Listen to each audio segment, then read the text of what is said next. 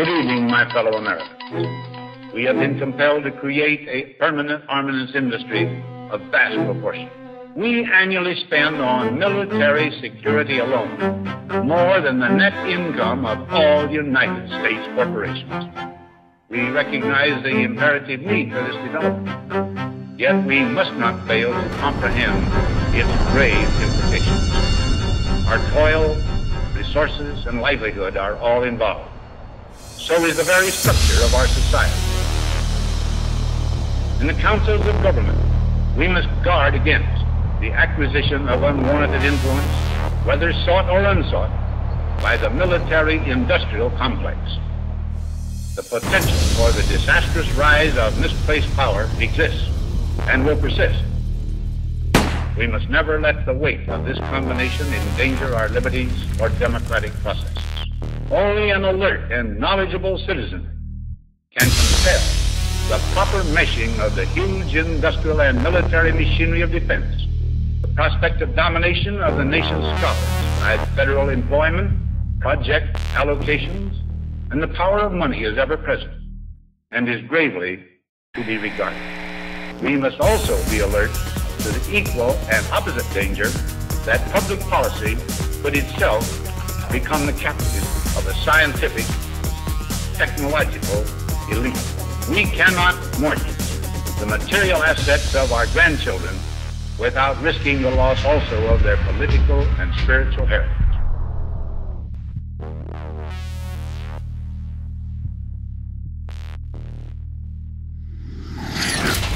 Well, I think terrorism is being practiced on the residents of the city of Oakland because many of the retired teachers, retired military people have informed me that they understand what's going on, and it's not anything that relates to humanitarian training whatsoever.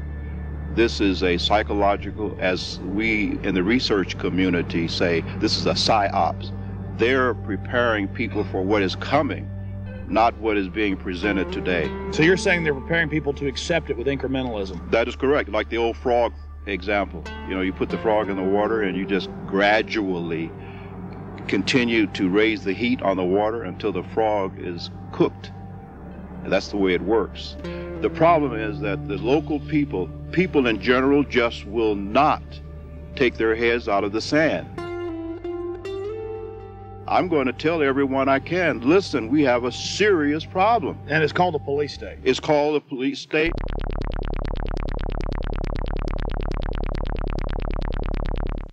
Let's go ahead and get to this. I mean, you want to see, you know, what goes with FEMA camps like a horse and carriage.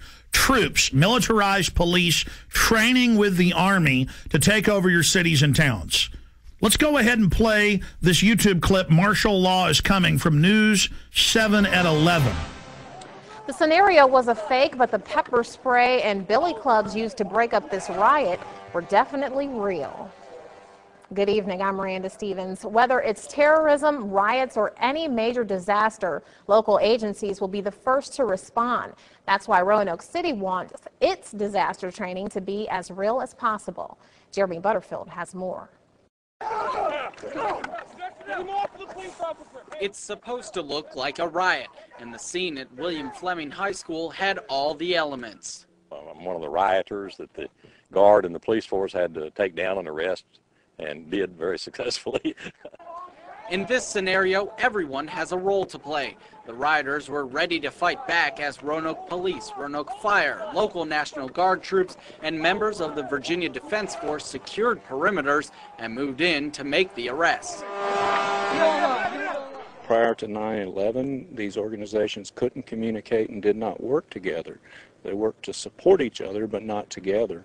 And with the recent events of the last 3 to 5 years, we've become very good at working together, which is very important.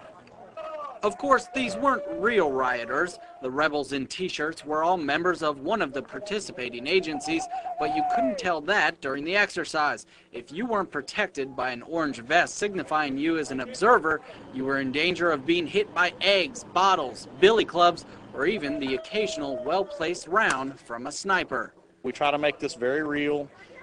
give a real feel to it. We had the fire department provided some live burning out here, so we had smoke, flames, objects being thrown, a lot of chaos. There's going to be a lot of chaos in a civil disturbance situation, and that's what we want to try to incorporate as much as possible. Teamwork plays a major role. Mountain Police had to coordinate with the fire department, while National Guard troops marched in formation toward the rioters. Without cooperation throughout all the agencies, the rioters would have quickly taken control. I think everybody learned a little bit. Mistakes are made, but we'd rather make those mistakes here than in a real situation. This was the 4th year the agencies have participated in this drill, and organizers say the old adage, practice makes perfect, certainly holds true in the face of disaster. And then, see, you talk about this, and mainstream writes articles about me like I'm crazy, making up troops and troop deployments when it's the Army Times, the Army War College. Hundreds of newspapers have announced it, and then I say, hey, that's tyranny, and they go, shut up, Jones doesn't exist. InfoWars story on illegal Tennessee checkpoint prompts action by governor. Friday, listeners pointed out local news saying the Army was going to be out, regular Army running checkpoints, searching citizens with police. The governor got called, our listeners called. The Whiteville Police Department had plans to conduct a seatbelt checkpoint on Saturday, April 4th at Highway 64 within the city limits of Whiteville. The checkpoint was planned to be in conjunction with Homeland Security and the 251st Military Police in Bolivar. After learning about this, I contacted Representative Johnny Shaw, who represents that area, ask you about this. Representative Shaw, you looked into this, and can you tell me what you've learned and where this stands now? I can. Actually, this has been canceled. Some calls were made to the governor's office about this on earlier today, this Friday, and of course the governor just simply said, I don't need another headache. It was a bad idea in the first place. I mean, during this climate and this day and time which we live, can you imagine the Army stopping you for a seatbelt check? We'll follow up with you on that, sir, and find out what steps are taken to protect, to see that something like this the public is notified in the future. Definitely we will, because the public should have been notified if it was going to happen. And I'm going to make sure that I call all of the local authorities and ask them not to do this anymore. But if they should even attempt to make sure that they contact people like myself and make sure that people are notified as to what is going to happen. Representative John Shaw just joined us for a few minutes, representative from Tennessee, District 80. Sir, thank you for coming on with us. Sure, you're welcome. Thank you for having me, Alex. You bet. Now, we played the clip earlier of you on a local news station talking about Army checkpoints. The governor found out, thanks to you and others, and canceled it. Can you just, in a nutshell, tell us exactly, specifically what was going on? Yes, I can. First of all, I have got to check. Now, I don't have concrete facts, but I don't think the military has, first of all, any jurisdiction to be checking seatbelts. When you look at the fact of a military unit being out, your daughter, my wife, or someone driving through a roadblock with all of these local officials, the Army and everybody out there, I think it's just going to scare people to death. I think our local and state officials have the staff when needed to check seatbelts, to do a seatbelt check without the Army getting involved. And I just don't think it's a good idea. Well, obviously, sir, I don't know if you've heard, but yes, it still violates posse comitatus. They haven't completely removed that 1878 law. We know in Mexico and communist China they have troops on the streets. This is a sign of a banana republic, of a third world police state, so that we don't want that. But the larger issue here is that they've announced Homeland Security wants to put 20,000 regular Army troops to patrol America. The Naval War College, the Army War College has said their new job will be engaging us, combat with the American people to stop an insurrection against the banks. So, A, are you aware of that? B, can you tell us specifically what units, why the Army was going to be out running checkpoints? Well, I got this news late on Friday, and when I got the news, I immediately jumped on it to try to call some local authorities that I knew first to see what was going on. And when I made the call, I found out at that point in time that the governor had already made the decision to cancel this, and which I was very proud of that. But I am not aware of Homeland Security doing this. I did hear that they would be involved in this roadblock issue on last Friday, but I am not aware of the other part of the question that you asked. Okay, specifically, though, when you talk to the local authorities, whose idea, where did it come from that regular Army is going to be out running checkpoints? I mean, a checkpoint is unconstitutional if you don't have warrants and it's random for the police to do. Now the Army? I mean, again, sir, this is suddenly happening everywhere. This is part of a larger plan. So we as detectives are asking you, any other little tidbits you've got about who was behind this? Well, and I don't know, Alex. I can't answer that question other than the fact that it was going to take place in a little area of my district in a town called Whiteville, Tennessee, which would lead me to believe or to assume that the chief of police there was the one who orchestrated this idea. Was the state involved? Not to my knowledge at all. Okay, so the governor had to say no. So this is what we always see. The Army then probably approached some locals as part of their covert acclimation program. And State Representative Johnny Shaw, we appreciate you speaking out against this. We appreciate the governor saying no to this. Can you, just in closing, speak to why you were concerned about it and against it? Well, again, I was concerned because I think in this economic climate, or in this climate that we are in, well, can you imagine your wife, your daughter, my wife or daughter, even son driving up to a checkpoint with Homeland Security, the military police, the state police, if they were involved, and then, of course, all of your local authorities? It's going to make someone think something bad has happened in the community, and I just don't think this is a good idea. I think it would have been a scare tactic that would have been hard for some of our citizens to get over, or maybe some of our senior citizens, and I'm totally against this kind of a tactic, and I'm going to do my best as a state representative to see that this does not happen again in my district and hopefully nowhere in the state of Tennessee.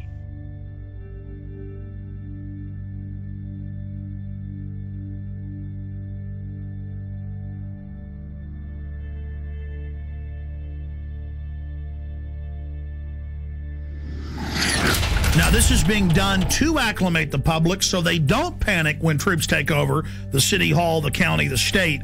This is high treason. And Obama has taken all these new powers that Bush claimed and has expanded them day one. And suddenly the left that was against it isn't saying a thing. So that's part of the preparation. Guardsmen to conduct urban training at Arcadia in April. This is going on scaled back now. It says in this article, going door to door, asking if they can search homes looking for weapons. And they practice raiding the local gun shop. And this is for domestic operations. Lieutenant Colonel, I really appreciate you coming on such short notice, sir. My pleasure. Thanks for the invitation. You bet. I saw this article out of the Daily Times Herald in Carroll, Iowa. Have you seen that? I sure have. And it's telling us about an urban warfare drill to be held in several towns. Can you tell us about that? Sure. It's actually a planned training event to provide our soldiers with greater proficiency at what we call cordon and search, which is a mission that, just for a little background, we've deployed nearly 13,000 members of the Iowa National Guard in the global war on terror. And the vast majority of those have been in Iraq and Afghanistan. And one of the missions that they perform in Iraq and Afghanistan on multiple occasions is cordon and search, where basically you are trying to get to an area, cordon it off to make sure everything's safe, and then actually search for caches of weapons or other kinds of contraband which could harm American forces and other like Fallujah, what we saw in Fallujah. Mm-hmm. Correct. Exactly. So because of where we're located in Iowa, there are no active duty bases in Iowa, so we kind of have to create our own urban training environments. So the plan on this particular training event was to actually use a small town of about 450 people. The town has actually kind of adopted the unit, which is called Company A, 1st Battalion, 168th Infantry, and they were more than willing to participate in the exercise.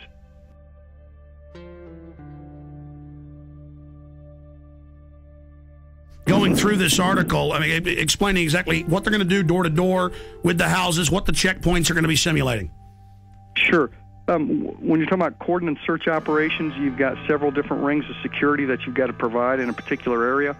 And then it's important that people are treated respectfully as you go house to house, as you're looking for certain items, particularly in our experience in Afghanistan and Iraq, looking for weapon caches, whether those have AK-47s, RPGs, rocket-propelled grenades, that is, any kind of ammunition or any kind of improvised explosive devices, et cetera, et cetera. And our job, when we go on a coordinated search, is to locate those kinds of items. And then there might also be persons of interest that we're interested in that coalition forces want to talk to or apprehend. Well, let's just boil it down to this. I have video of Army and Marines with role players screaming, "I'm an American, please don't put me in the camp," and the military trying to confiscate their firearms. I mean, certainly you've heard the Army Times and the new directive from Secretary of Defense Robert Gates that they will use the National Guard under federal control for civil insurrection. Are you saying you're not aware of that? No, I'm certainly aware of that, absolutely. But I think you have to look at the role of the National Guard historically. Is that historically we are used in states for disasters overwhelmingly. And our job is to, number one, be ready for our mission federally, which is to go to war. And number two is to help our fellow citizens here in the United States of America. Those But are the Army things that we prepare for and train for. The Army War College 3 weeks ago issued a report saying they're shifting a lot of their focus to engaging the American people and directives on engagement with the American people under NORTHCOM. Well, you got to remember that the National Guard, 99% of the time, if you're talking about peacetime, belongs to the state in which they are located. Only on occasion do they become federalized. One of those examples, of course, is being mobilized and deployed to go to war or peacekeeping or other kinds of federalized missions. But other than that, the National Guard generally in peacetime belongs to the governor of that state. Well, you're pretty informed on all these issues. Obviously, you're right in the middle of it. Did you hear about the mainstream news articles about Marines in California and other places helping at DWI checkpoints with citizens? Would that violate posse comitatus? I'm not aware of that. With respect to active duty military, that's called Title 10 when you're on active duty, and they're not allowed to participate in certain kinds of operations under the Posse Comitatus Act. Does that sound like freedom to you all over the country to have the National Guard at big events like at the Kentucky Derby and the Super Bowl searching bags? Well, I think if you're talking about keeping Americans safe, it's our job to do whatever we can to help them with that. And if our job happens to be to detect weapons of mass destruction or other kinds of things that could harm a great deal of people, that's what we do. Now, here's your Pentagon Channel report. The Kentucky National Guard was part of the massive security force required for this weekend's Kentucky Derby. Officials say that 360 Guard members were on hand at Churchill Downs to help support law enforcement efforts for the first leg of horse racing's Triple Crown.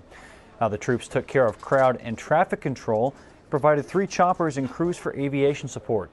Officials at the track said that more than 150,000 fans turned out for the race. Police only had to make 44 arrests. International media, government staffers, and protesters. Thousands of them, all waiting for the G20 summit to begin. World leaders arriving in Pittsburgh for the G20 summit are finding a city on lockdown and already hit by violence. By order of the City of Pittsburgh Chief Police, I hereby declare this to be an unlawful assembly. I order all those assembled to immediately disperse. The G20 basically represent the largest nations which participate in the Western banking cartel, which I feel is behind a lot of the pain, anguish, and misery that exists in our world today. They would like to come up with one central bank for the world to replace the dollar standard, and also have international regulation, a massive expansion of the WTO regulations into the financial markets. You must leave the immediate vicinity. If you remain in this immediate vicinity, you will be in violation of the Pennsylvania Crimes Code, no matter what your purpose is. It's hard that it's setting up as like a us versus them when we're all in the same class. We're in it together, and they're protecting the interests of the world's billionaires. Anytime I've been on a march or anytime I've been arrested, it has been peaceful on our side. It's the state are the ones that cause the violence. You must leave. If you do not disperse, you may be arrested and or subject to other police action. Other police action may include actual physical removal, the use of riot control agents and or less lethal munitions. Ladies and gentlemen, this is breaking news. Do you know why my crew is not live with us right now, why they were out of contact? They are under sustained LRAD sound cannon attack. You know, they rolled these out at tea parties in California and other places. First time I saw them was 2004 in New York. They have the National Guard engaging American citizens right now with deadly acoustic weapons that damage the middle ear. This is happening right now in Pittsburgh, Pennsylvania, while the G20 in mainstream news is getting rid of the dollar, bringing in world government against everybody right now. Listen, this is such a police state there that they tried to talk to the military and talk to a spokesman last night. Defense Link put a press release out, and they said, no, we're not going to talk to you, get out of here. Then they got their license number, had the police pose as Alamo rental car people from the county there, Allegheny County in Pennsylvania. They called them and said, oh, your car's got no brakes, bring it in. And they said, well, we're in the coordinate G20, we're news reporters, we can't get out till tomorrow. And they said, well, that's fine, because I'm a police officer with the Army and FBI, and you've all been put on terror list, and your life's over, boy, and we know you're a terrorist, and you were sneaking around the military base and ran. All lies. Okay, so I just went over. They're going to have a guy come out and talk to us, or they said they'll get us a number to contact. I think he said the PAO. This is probably him right here. Every 30 seconds, you know, saying disperse, disperse. We've got them. Let's go to live now. Here they are from Pittsburgh. G20 under attack. Yeah, we're on 33rd and Liberty, and we just passed they had the street blocked off, and they were using the sonic weapon on us. They were using it to broadcast, and then they would ramp up the signal for a brief second to let them know that they could, you know, blow some eardrums out. It got pretty loud. I hereby declare this to be an unlawful assembly. I order all other police include actual physical removal, the use of riot control. Everybody dispersed though. When that started happening, the largest group, went through an alleyway. They're driving right past me right now. Get them on tape. With the gun. They had two of them. They were using them to broadcast messages in Spanish and English. That's the engine right now. You can hear it passing me. And there's a guy sitting on top. The police I'm seeing now are in full riot gear. Are they the police, though, wearing the National Guard bottoms? It looks like Border Patrol. I've seen Border Patrol here, too. They have the dark green Border Patrol uniforms. So federal police in the middle of Pennsylvania. I find it very ironic that it's happening on Liberty Avenue. Very ironic. Burmis, I want to be clear about this. They were shooting you guys with this. Douglas was saying it was hurting. What was this like? The decibel level was very, very high. One moment I was covering the front of the protest.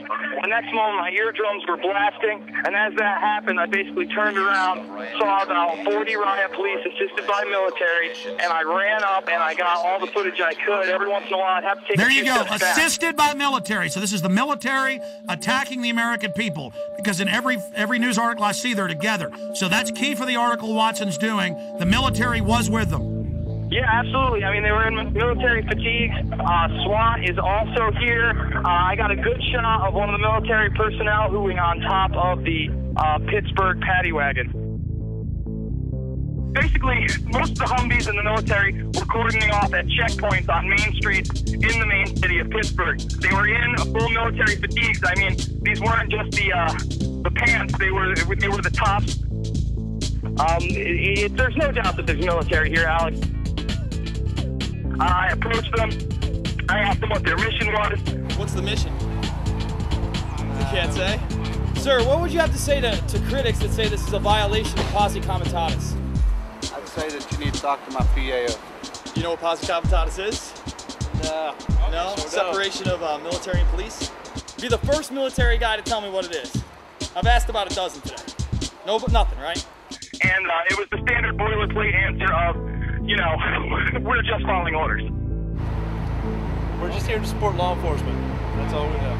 We're here to protect United States citizens' rights to a peaceful protest. Unbelievable. Global leaders meeting openly in mainstream news to get rid of the dollar and bring in, quote, global governance. This is the end of our country, and the police and the military are acting like people that don't like it are pure scum and terrorists because the DHS has trained them to do that. Here come from the anarchist staging. Here they come right now. They just grabbed the dumpster. They're flipping it over. Video it. I got it on tape right now. Oh, I don't want to put you in danger, Jason, but if you follow that stinking Fed, is it a big guy? It was 3 people, and of course they had masks on, Alex. Briefly, tell folks about last night. You guys pull up to the gate. You asked to talk to the public information officer. They called the police and lied and said that you were sneaking around. Yes, sir. How's it going? We were responding to a news story that the National Guard was going to be masked to go into Pittsburgh. And can we get a comment on that? Sorry, we can't make any comments, sir. Do you have a press guy we can talk to? Call PAO. We then pulled off to the side of the road where they instructed us to. We waited around 15 or 20 minutes. A representative came back. Immediately, he was hostile towards us. He did not like our credentials. Hey, guys. Hey, good evening, sir. What's up? Look how you're How you doing? My name's Rob. Okay. We're out of Austin, Texas, Channel 10. Okay, can I see your credentials? We tried to get as much information as we could. He refused to answer our questions. So then Rob asked him for his information and where we could contact him tomorrow if we could get a word with him. He then gave it, and we left. Speech, freelance reporter. Yes, sir.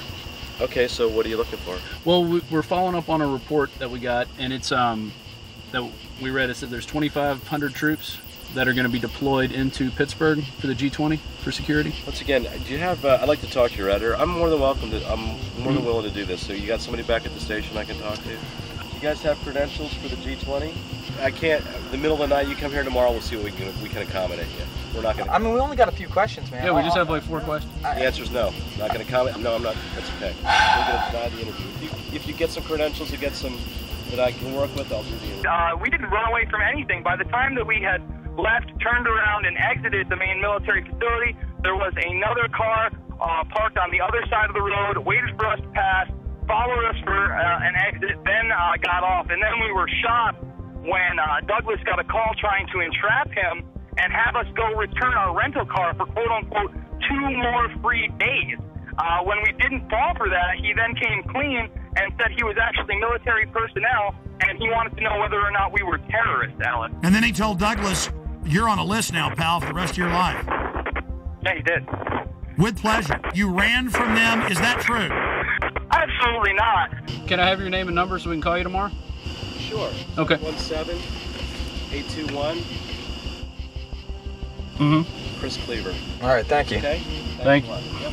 I need all info warriors, anyone in the Northeast, anybody in the Midwest, to go to Pittsburgh now with video cameras. The troops are bought and paid for by offshore banks. The Republic is falling right now. They are openly destroying our precious Republic right now. They are openly bringing in martial law. They have troops deploying in every major city. This is just another beta test. We need everybody to go to Pittsburgh who loves this country. Come with cameras, radio host. Everybody needs to get there and needs to expose these people. And we need people to follow the anarchists. They're going to go back to military installations. It's happened in every case. We proved it in Denver. We proved it in Ottawa. We proved it in Seattle. We proved it in London. We proved it in Genoa. We prove it every time. Have got to go. Hey, hey. Ho, ho. Undercovers in the back have got to go. Hey, hey. Take me. Hey, ho, ho. Undercovers in the back have got to go. It's funny to mock our first right? You think that's funny? Remember Kent State. Remember Kent State. Remember Kent State. Remember Kent State. So you guys take some kind of oath to protect the Constitution, but you're blocking peaceful protesters. My son would never do anything like this to his own people. Hey, Alex. Cindy, you've now been hit by the Army and police. This is like Kent State with sound weapons. This is huge news, and it's nowhere on TV. Cindy, tell us what happened.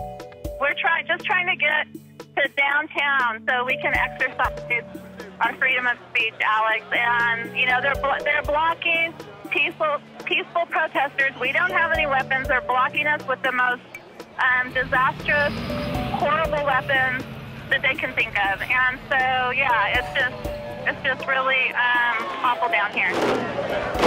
They have your LRAD. The LRAD was used in Iraq and Afghanistan against insurgents. You're now using these weapons against the American people. How do you feel about that? This is all about training you that you're not supposed to protest and demonstrate. That's why the police pose as anarchists in every case. They've been caught over and over again. This is how the republic falls, with the stormtroopers in the streets and the world leaders coming to our country to sell it out and the mainstream news reporting it. You guys are hurting your own people here. I order all those assembled to immediately disperse.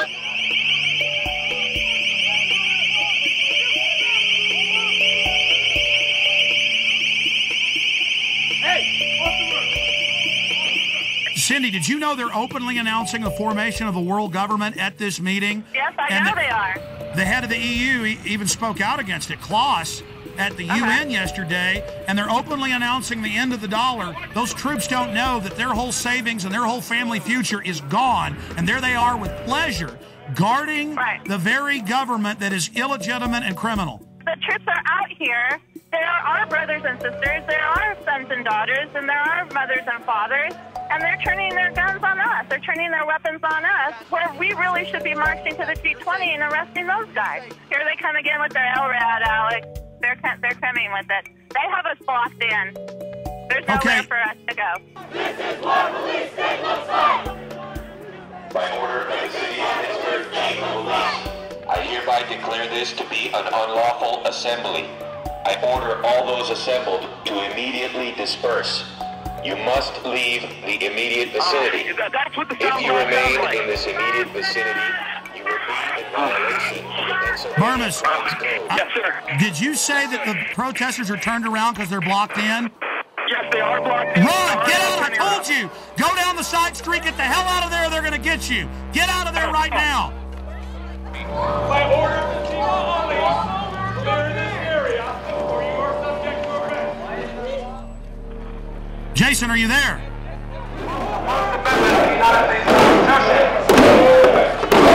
This is no longer America. This is Walmart, United States of America.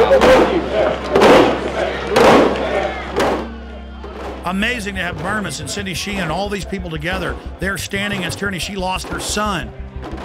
And the military will follow orders, and that's all this is.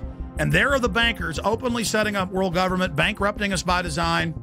It's really happening. Well, here's the Examiner newspaper reporting on these sound weapons at the Tea Parties.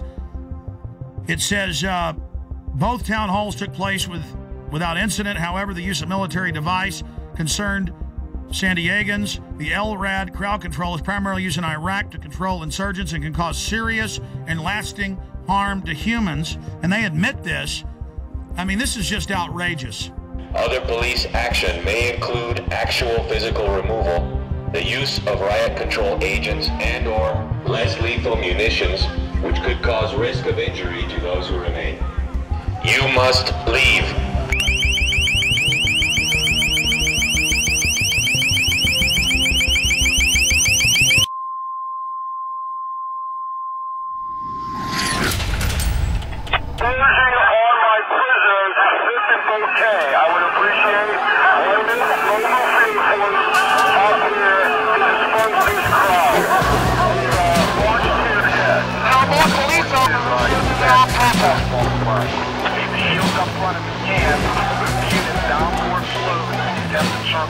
We have units coming up through the park. Pushing towards the park.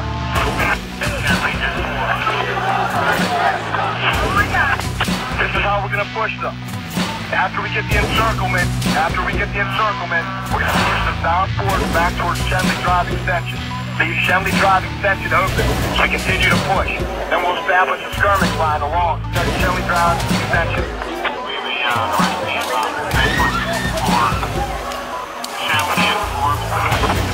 Attack 42. There was a little miscommunication on my order, but now we're attempting a encirclement in the park.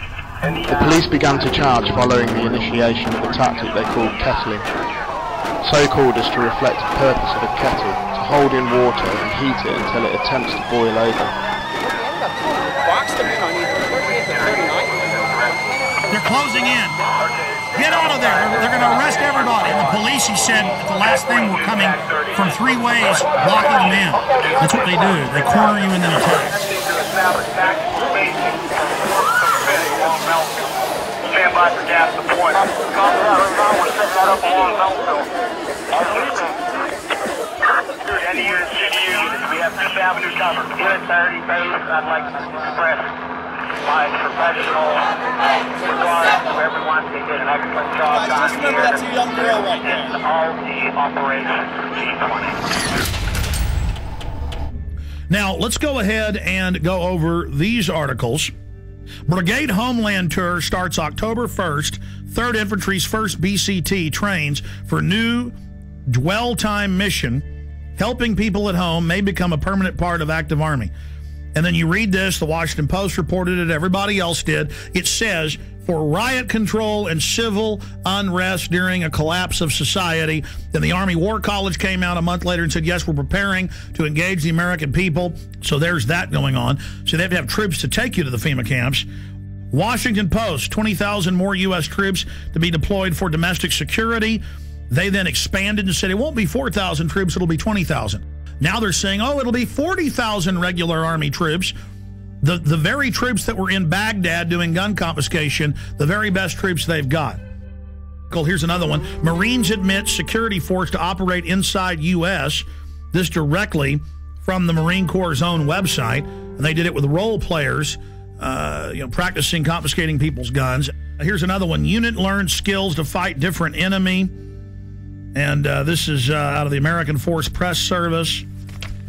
See, this is all part of acclimation. And then in a 4-state area in the Midwest a few months ago, there was a report about the Army suddenly locking down parts of cities and doing, and then the disgraced Governor Blagojevich announced about 5 months ago before he had that big scandal, and we played the newscast here where he said we're going to have the Army go door to door confiscating guns in Illinois. And then we have the first time the Army got called into New Orleans, going to the high and dry areas with the police and FBI. All the weapons will be taken. No one will be allowed to be armed. And then putting people in handcuffs that had guns, taking their guns. Today in New Orleans, they got a lot tougher on the holdouts. Police department, everyone home! Not only the flooded areas, but New Orleans' driest and wealthiest neighborhoods, too. Police department! The police and National Guard going street by street, house to house. We need to make sure, too, that whenever we knock on doors, people refuse to leave. We need to make note, call it in. They say there are no orders to use force, just strong persuasion, sometimes entering open houses with guns drawn, and instructions to disarm anyone inside. You say guns will be taken? No one will be able to be armed. We will take all weapons. That happened today in this wealthy neighborhood where homeowners had armed themselves to protect their mansions. Residents were handcuffed on the ground. In the end, police took their weapons but let them stay in their homes. They were a little bit threatened because our weapons were bigger than their weapons. For many of the police and guard troops, it is an uncomfortable job to do this in an American city. This guard unit occupied a church, using it as a base camp. They had to leave a note because they could not get hold of the pastor to get permission. It is surreal. Yeah, you never expect to do this in your own country. Chris Montgomery says he'd rather be in Iraq than patrolling American neighborhoods. Walking up and down these streets, you don't want to think about the stuff that you're gonna have to do if somebody pops around the corner. Be shooting America. Yeah. I mean, that's on record. That happened. This is what they're training for. This is what they do the first chance they get. Stop living in denial. Attention, attention, attention. American forces are here to help. Remain calm. We will not tolerate civil disobedience.